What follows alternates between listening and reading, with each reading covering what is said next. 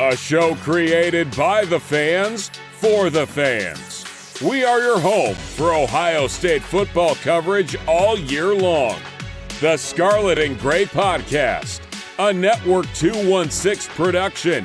Live weekdays on the Network 216 YouTube channel. Send us all your questions and comments on Twitter at @VSG_podcast. Now, here are your hosts, Tyler Johnson, Jordan Dalton, and Nick Leisure. Good evening, Buckeye Nation, and welcome to episode number 50 of the Scarlet and Gray Podcast. I am Tyler Johnson, joined this evening by Mr. Nick Leisure. My man, how are you doing today? I know you're exhausted, but other than that, how are you doing today? I mean, yeah, it's been a long day, but happy, as always, to talk Big Ten football as we start to kind of segue into our previews for each school. So we got a good guest tonight, so it should be a lot of fun. Here's some information about the UCLA Bruins tonight. So, yeah, it's pretty exciting.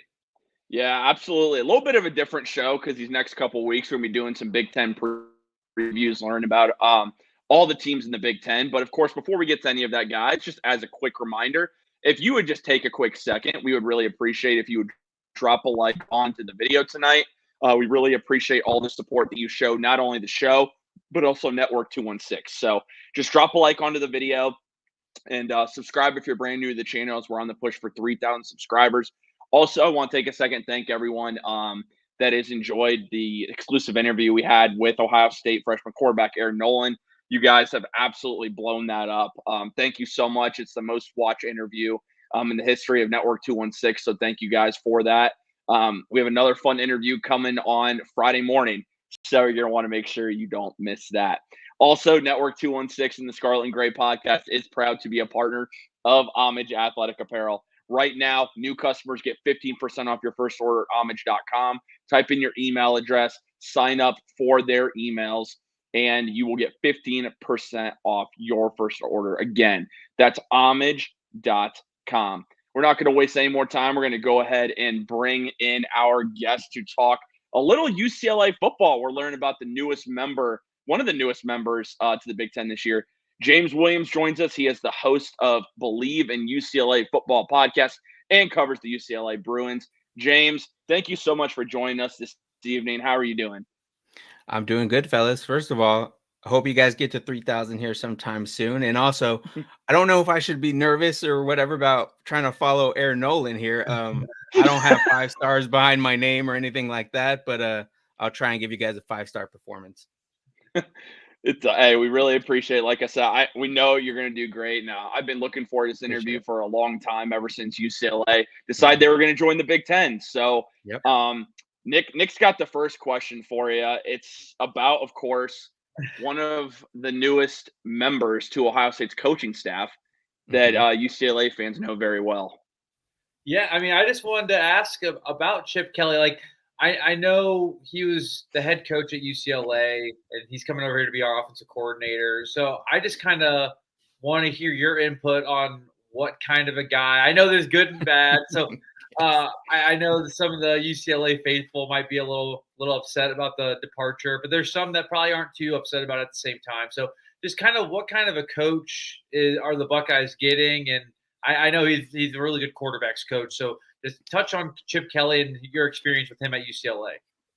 Yeah, so he's been okay. Like, first of all, he kind of I was curious to see how he did in this press conference that he had. I got someone in the comments that I'm familiar with. He's telling me don't let Chip off the hook. So first of all, I was listening to the press conference because I just wanted to see how he interacted with the media, because that was kind of a thing out here where I guess no pun intended, maybe pun intended, he would get a little bit chippy sometimes with the media and when some of the hard questions came his way. So I'd be curious to see it down the road if the offense has a little bit of a lull at some point and the tough questions start coming, how he addresses some of those. But overall, my biggest thing is because when I would tell people I'd cover UCLA, they say, "Oh, you got to deal with Chip, huh?" And I'm like, yeah, it doesn't bother me much. I mean, whatever, it's my job. But the thing is I didn't care how he really interacted with us as the media, as long as, the players liked them and whatnot, then it was all, that's what he's there for. He doesn't get paid to really deal with me. So overall, he was a good dude. The players seemed to really like him. From what I was told is he did get a little bit emotional. And as he kind of referenced during his press conference that it was a little tough for him to leave UCLA. Mm-hmm. I don't buy some of that just because things got a little ugly there for a while, just behind the scenes, but some of it would kind of leak out a little bit of just like, I know before this last contract extension, we were constantly, hey, like, do you want to be at UCLA? Like, what's going on? He eventually did get an extension, but even then it was kind of like the fan base was really kind of against him. He was not doing a whole lot in recruiting. Which has kind of been very eye-opening with the way recruiting has been moving along recently since Chip Kelly's moved on. So, there was a lot of things where the fans were like, no, he doesn't do this, he doesn't do that. And I was like, I guess, I've only started covering the team since 2018, 2019, which was his second year. So I didn't know much about how the program was running before. But now that I'm kind of seeing after he's leaving, I'm like, oh yeah, okay. Some of these things were true that the fans were saying, but overall, good dude. Loves drawing up plays on offense, and I think that was part of why he decided to move on, mainly just because he wanted to get back on the whiteboard and draw plays. He did reference in the press conference, which was true. He didn't have the opportunity to get in some of these meeting rooms and really kind of engage and interact with the players the way he wanted to. And during the bowl game, after Ryan Gunderson left to become the offensive coordinator there for Oregon State, he had that opportunity to kind of get back in there and really kind of fell back in love with what he liked to do. And that was kind of always my thing. I was like, you just kind of need to just move on and get back to what you want to do so you can be happy just for everybody's sake. But right. Yeah, I think it was just an interesting dynamic because he was his own offensive coordinator. I can recall at least one or two times where he said, oh, that's on the offensive coordinator when referencing like a mistake that happened or some miscommunication on the field. And I was like, wait, who's the offensive coordinator? And I was like, oh, he's calling himself out. And it was just like so weird because it was just a weird dynamic that he was the head coach, the offensive coordinator. But overall, I think he'll be good in the offensive coordinator role. Obviously has a good relationship, it seems like, with Ryan Day. And also, I'm sure you guys are familiar with Justin Fry. Justin Fry is a really good dude that you guys have had over there for a couple years now. So I think you guys are getting a good guy as long as he's not in charge of the recruiting and really having to talk to the media any more than he needs to. I think he'll be in good shape and the players will love him for what he brings to the table. Yeah. And as far as with UCLA, one of the big losses this offseason was freshman quarterback Dante Moore. Now, with Dante Moore, what ultimately led to him leaving UCLA? What happened there? Because, of course, when he came there, the expectations for him were he's going to be a star under Chip Kelly, and he was going to lead UCLA back to where they were. What happened there with Dante Moore? Yeah, I think the biggest thing is that Oregon's quarterback decided to return, right? When Bo Nix decided to return, that's where he was. Dante Moore was committed to Oregon for some time coming out of high school or during his senior year of high school. So I think Bo Nix decided to come back. So he just said, hey, let me get an opportunity over here at UCLA. I heard a lot of great things with Chip. He's coached guys at both the NFL and at Oregon previously as well. So a guy who has a pedigree to his name. And I think Dante Moore wanted to be a part of that. Now, he didn't start right away. He looked really good when he did get in for his kind of debut there against Bowling Green, if I remember correctly. It was Bowling Green at the end of the day, but he did have a good showing. Did get an opportunity against San Diego State. Things were going well, but he either got nicked up or banged up. He was out for a game. They started rotating guys. I think Chip Kelly really found himself in a position where he was, because they had also gotten Kent State starting quarterback Colin Schlee out of the transfer portal, like literally the day or two before Dante committed. So he had three quarterbacks in the kitchen and he was trying to make all of them happy, and it just wasn't working out. And you can tell, I don't know if you'd ever admit this, and maybe this is just me. I don't know. It just really sounded like he promised everyone to start a couple games, and that's what happened. And so no one was able to build a rhythm or any sort of consistency. And I think Dante just kind of wasn't feeling it the way he thought it was going to work out. And I think once the door kind of opened up again with Bo Nix leaving this time, obviously now Dylan Gabriel's there, but I think the goal was always to get back there. And I kind of had an inkling of that just from his first press conference with the media, where he just kind of say, things didn't work out the way I wanted it to. And what his follow-up comment made it sound like, so I'm just kind of here in the meantime. So I was not surprised when he left. But honestly, that's really kind of been the biggest departure for UCLA. And while it's, unfortunate that they're not going to have that 5-star pedigree kind of guy at quarterback here at UCLA, I think it was the right move for kind of everybody involved, just because you needed to kind of cut some bait. And you still have 2 of these quarterbacks here. Colin Schlee's not able to transfer. Well, I guess he is now that Chip Kelly left, but he decides to stick around. Ethan Garbers decides to stick around. If you had Dante Moore there too, you would just kind of be repeating the mess all over again, even with Chip Kelly not there in the mix. So I think it was best for everybody involved. And when it comes to UCLA, of course, you mentioned the guys that are returning. Ethan Garbers is the leading returning passer for the Bruins. Of course, 11 touchdowns, 3 interceptions, 1,100 yards. Is he the favorite to be the starting quarterback next year, or is it going to be more of an open competition, you think? I think so. I think Ethan Garbers is going to be the guy, and I think, again, he was kind of supposed to be the guy last year after Dorian Thompson-Robinson was drafted by the Browns. And Ethan Garbers really waited his turn. He transferred in from Washington, really kind of waited his turn, and you kind of thought he was going to be the guy. Then you get Dante, you get Colin in there, and it really muddied everything up, as I mentioned. So now that Dante's gone, Colin's still there, but he's kind of more of a special package kind of guy. I think you're going to see Ethan Garbers as your starting quarterback, unless there's something that happens along the way in terms of an injury or whatnot. But I think it was important for him to come back because he wanted that. And it looked pretty promising there in the LA Bowl against Boise State. Didn't even start that game. And that's what I was talking about, where Colin Schlee started that game, and supposedly Ethan Garbers wasn't ready to play, but then all of a sudden he got out at I think the second half and just said, "Hey, coach, put me in. I think I can go," and just plays lights out ball, gets him back in the game, has the game of his life more or less, ends up winning LA Bowl MVP. So if that's the kind of play they'll get from him at quarterback, then I think he'll do well for them. I'm not sure what the season's going to look like overall, but I think there will just be a level of consistency, because if you're not consistent at quarterback, it just makes everything else harder for some of the receivers and some of the running backs and whatnot. The offensive line is a little shaky as it is, so you at least need to have some sort of consistency in a quarterback who knows what he's doing. And Ethan Garbers has been around long enough that I think he can get the job done here next year. And of course, you guys are going to have a new head coach this year. Nick, what were some of your thoughts on him? Well, I just wanted to add DeShaun Foster. I know I feel like there's some mixed feelings about the hire, just solely because he doesn't really have that experience, the pedigree that you would think of a head coach at a Big Ten program like UCLA. So, I mean, what are your thoughts on it? I know he's more of a players coach, so I feel like that was their thinking. They wanted to retain as much as the roster as they could. So, is that pretty much the thinking behind the hire? More or less. Sometimes I kind of hate saying it that way because it's a little, I don't want to say I guess maybe a little disrespectful to DeShaun Foster, because he's been there for a while, both obviously as a player and what he's been able to do on the field, but just off the field and the connection he has with the guys.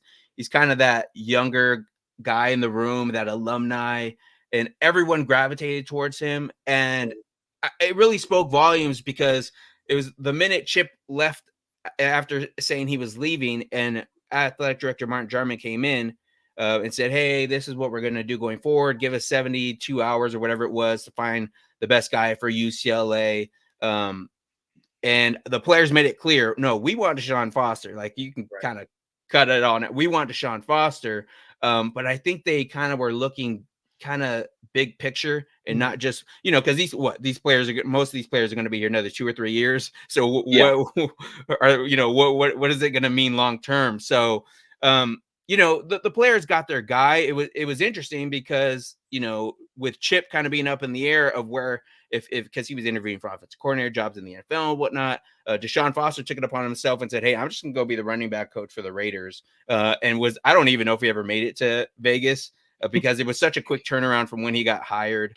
But yeah, if you guys watch the video and he's announced, they introduce him, they tell him to come from behind the door. He walks in the room and the players go nuts. And I think that's kind of what you need. And I kind of use the example Chip Kelly's given, and he's mentioned in his press conference as well. You need a guy who's a CEO, a guy who can kind of be the one who interacts with these players, kind of be the face of the program. And that's what DeShaun is. He doesn't have coordinating experience. And I think that was kind of the logjam that was there when you have Chip Kelly there as his own offensive coordinator. Justin Fry didn't have any room to really kind of move up, or really, I don't really think Justin Fry really even got an opportunity to call the plays or draw up plays maybe the way he even wanted to, because Chip Kelly was there.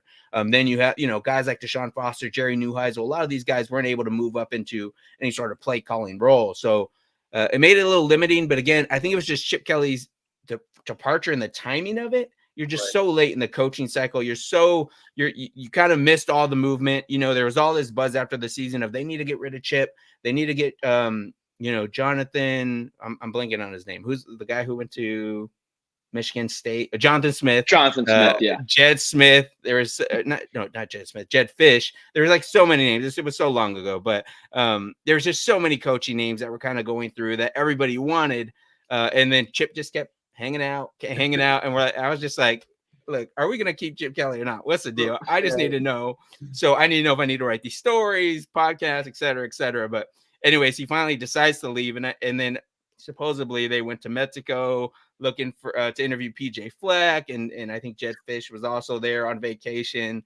And it was like, I don't know. But anyways, they end up with DeShaun Foster, and I think it worked out. Like I mentioned, the recruiting and just the guys getting offers, the amount of guys getting offers, the amount of guys who are saying, yeah, things are different now, yada, yada, yada. There's a little bit of a fire now under UCLA, and I think it's kind of what they needed. Chip Kelly did have that name, but I think DeShaun Foster is going to be the guy who's really going to roll up his sleeves and do the dirty work. And I think it also benefits UCLA because he's seen Chip Kelly and kind of how he handles things. And not that everything Chip Kelly did was bad, but I think it allows DeShaun Foster the opportunity to go ahead and say, okay, this worked, this didn't work. Here's what I'm going to do after watching this not work. And I think he has that to his advantage. So is he the big splashy name? Is he the Jonathan Smith, the Jed Fish that UCLA fans wanted? No, but I think they're going to get a guy. And I think it's important that you have alumni on your staff. The same way you guys have Laurinaitis there on the coaching staff of like, he's not going anywhere. He's a guy who cares about the program and wants it to see its potential all the way through. And I think that's what you're going to get with DeShaun Foster. And when you bring in a guy like Eric Bieniemy to call the plays for you, you don't have to worry about how you're handling your offense going forward. Yeah. And we got two final questions here. Sure. The first one is, what are some players that Ohio State fans, because obviously we're new to UCLA being in the Big Ten, who are some players that Buckeye fans should know or really notice from UCLA this year?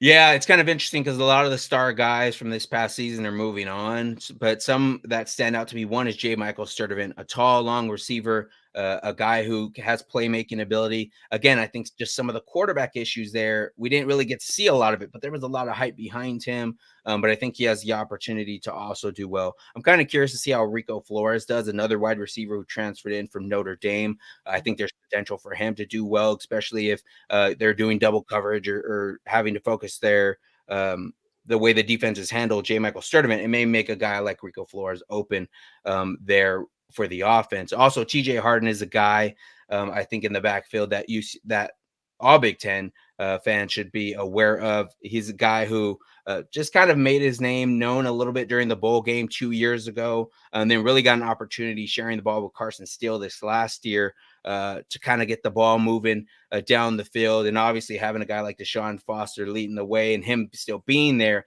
I think they're only going to feature TJ Harden more now that Carson Steele has gone on and declared for the draft. I think it's going to be the TJ Harden show, and I think the offense is going to run through TJ Harden. On the defense, you look like a guy like Kane Madrano, who was kind of maybe that third linebacker there. You kind of had Darius Moasa and some of these other guys who were kind of the standouts on that defense. But when you look at a Kane Madrano, he's kind of came into his own, started at UCLA as a receiver and whatnot, switched positions a few times, but has really found a home there at linebacker. And I think he has the opportunity to be that next guy for them. And just one more guy, the guy in the middle for that defensive line who's going to kind of hold everything down and didn't get the attention when you had a potential first round guy like Laiatu Latu. And then you have the Murphy twins on the other side. But you have Jay Toya there in the middle, a very big boy. And I think he's only going to be a true junior now. Playing for the Bruins. So he's going to be a big boy and a guy who kind of stops the offenses in the middle there. But I don't know, I think by the time Ohio State would get a crack at him, he'd probably be gone and off to the NFL. But definitely a guy to look forward to because he's going to be causing some havoc as well this season. And the final question here, kind of what the expectations are for UCLA's first year in the Big Ten. And then I know it's early, I do, but I always like to ask this like a fun question at the end. Mm-hmm. If you had to predict UCLA's record first year in the Big Ten, what do you think it would be? Well, I'm probably a little more optimistic maybe than some of the fan base. Some of the fans in the Twitter community that I interact with, especially early on, even when Chip was still there, 2-win season, yada, yada. I'm like, guys, I mean, they'll probably mess around and at least win 2 more games. I think they're going to win 4 or 5 games. I think you're looking at a 500 team here. They may be able to get into a bowl game. But maybe not. I think they're kind of a fringe, like they're just there in the middle. I think they're just kind of hanging out, right? I think it's gonna, they're gonna kind of be behind the 8 ball just with their talent and some of the teams they're playing with before. You're recruiting to play Colorado, to play Arizona, to play Arizona State, not Penn State and all these other teams in the Big Ten. So there's gonna be a little bit of adjustment period, and that's kind of why I thought Chip Kelly was gonna. I thought UCLA was going to try and keep Chip Kelly because the last thing you needed when you're transitioning into a new conference is also to be trying to change your coaching staff, wondering if players are going to stay. And again, I think to your point, Nick, about DeShaun Foster, maybe even kind of being the guy, you need to keep some guys on that roster because if you have a new coaching staff and you're trying to replenish the roster and you're going into a new conference, it can get ugly quick and it can set you back 5 years, right? So I think at least keeping the players, having a familiar guy there as their coach, gives them a little bit of a fighting chance. Now, again, I don't think they're going to upset Penn State by any means, but it's going to be a little rocky. Maybe you're looking at a 4 or 5 win team. They do have LSU in the non-conference schedule. So things aren't going to be pretty. They did beat LSU, but they were coming to LA. They had a hurricane going on where they were from. And, it was a good situation for UCLA to beat LSU at home that day, but will they be able to do that? I doubt they'll be able to do that again this year. So yeah, I think it'll be a little rocky, but you kind of get your lumps out of the way here.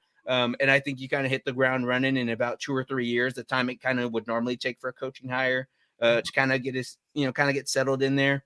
I think by year 3, year 4, if they're not kind of off and rolling as a higher middle of the pack, higher third team, higher of the third group there in the conference. They got to reevaluate, but I think, they're kind of a middle of the pack team. I think even if they have the best recruiting class of their life, maybe they're not even in that top third of the conference just because it is UCLA. So it's going to be baby steps. And I think the fan base needs to really know how to accept that. I wouldn't say for those, when you see UCLA on the schedule for Big Ten fans, I would not say, oh, that's going to be an easy out.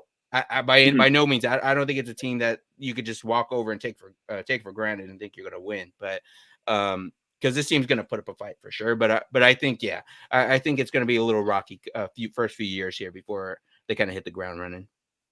Well, James, thank you so much for joining us this evening. Before we let you go, just let Buckeye fans know where they can find everything on UCLA football that you post.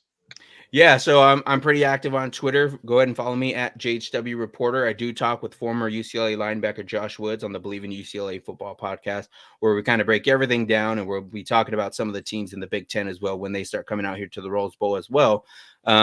But yeah, that's kind of it. Also, go ahead, subscribe to ocregister.com for all my articles and all my analysis over there as well. But special thanks to you guys for just having me on. Tyler, I think it was you as the one I was communicating with off the top of my head, just trying to get this set up. So again, thanks for having me. I do appreciate it. And hopefully I can join you guys again soon. And again, I'm wishing you guys the best of luck with the channel. You definitely have a viewer here in me. And keep up the Chip Kelly content going forward, because I need to see how this man is doing out there, because it's gonna be pretty interesting to see how he holds up. Real quick though, Yeah. one other maybe hot take here or something. I don't think Chip Kelly is gonna stay at, and maybe you guys already think the same thing. I don't think Chip Kelly's gonna be there for more than a year or two. I think 2. Yeah, I think it's only a year or 2. Yeah, Yeah. So I don't. I'm starting to think that too. Yeah, I think it's kind of a rental deal. Even though he's best friends with Ryan Day, I think when Chip Kelly found out UCLA was going to the Big Ten, he was on the golf course with Ryan Day, so they're like best buds. But yeah, I don't know if you guys heard that story, but yeah, that's what he had said. So I think it's more of a 1 or 2 year thing, but I think there's a good opportunity for Ohio State to do some pretty significant things here, and hopefully get over the hump this year and win the championship.